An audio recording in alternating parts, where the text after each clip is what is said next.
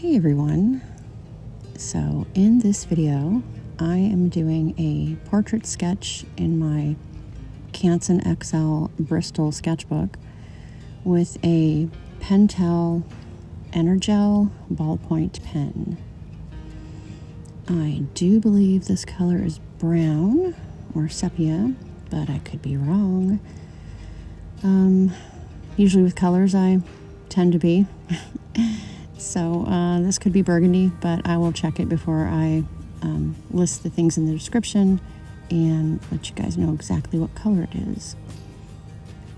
I am tilting this book up and I have my camera angled so that it's not directly in my way and I don't keep hitting it. So the image is slightly skewed, but this is the best way I figured out how to film so that I can get a little bit closer to the paper, not have my head in the way, and yeah, it seems to be the best idea I've come up with so far. Until I hire a cameraman, you know. So I've been working on formats and they're like burned into my brain now.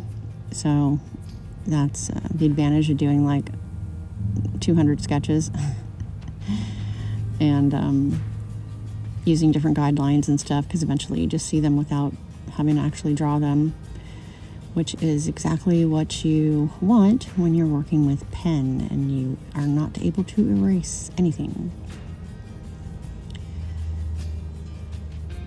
You have to incorporate every single line and be okay with every stroke. So this paper and this particular pen seem to get along pretty good. There's not too much drag and the paper is super smooth and has just enough grip so that it's not too slippery for this pen. But I don't know, these two materials seem to work pretty good together.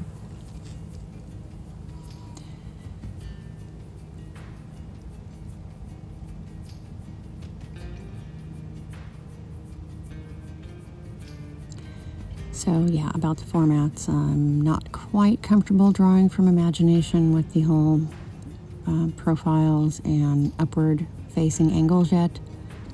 I have been practicing those a lot, but I'm not really committed to a particular format yet with those. So until I come up with one that I, can use over and over again that I like. I mean, I thought I found it a few times and ended up changing it, and so I'm still figuring that out. But the front-facing one is the one that I'm used to, and it's pretty literally straightforward as far as seeing the guidelines, knowing where everything lines up and stuff. So yeah, I highly suggest if you struggle with portraits to kind of come up with your own guidelines, or study a few that make sense to you, and then you can always make up your own, and eventually you'll just see them when you are structuring a face.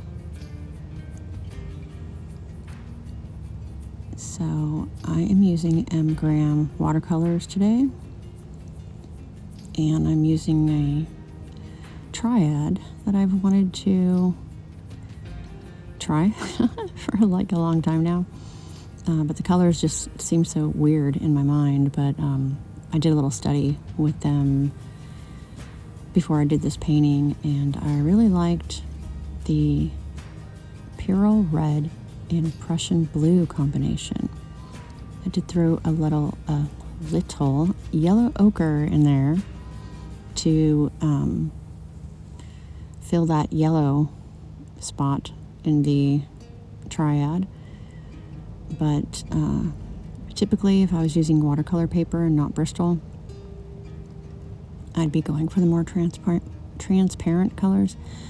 Oh, if I could talk today.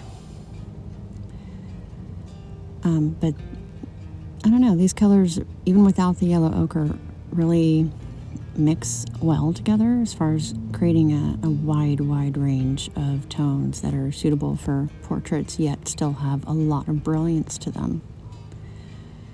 And the way this paper takes watercolor is interesting. It dries very quickly, doesn't bloom too hard, and if you don't like waiting for layers to dry, it's a relief to use, let's just say. I have been trying to warm up to the whole letting the layers dry and getting the luminosity, because I have done a couple of paintings that I really liked the outcome of from doing that, but it's just not my usual style. Although I did really enjoy the way this layered, but mostly due to the fact that I barely had to wait for paint to dry. So I don't know why that is. It was a nice surprise though. And Bristol is usually my go-to for gouache. But I did some little studies with watercolor and yeah, was surprised how it worked out. So here we are.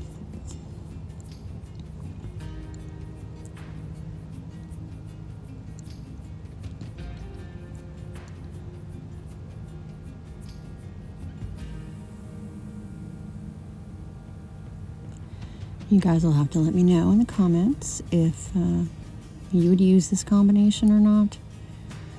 If you happen to like it, or if you thought that it was completely obnoxious and garish.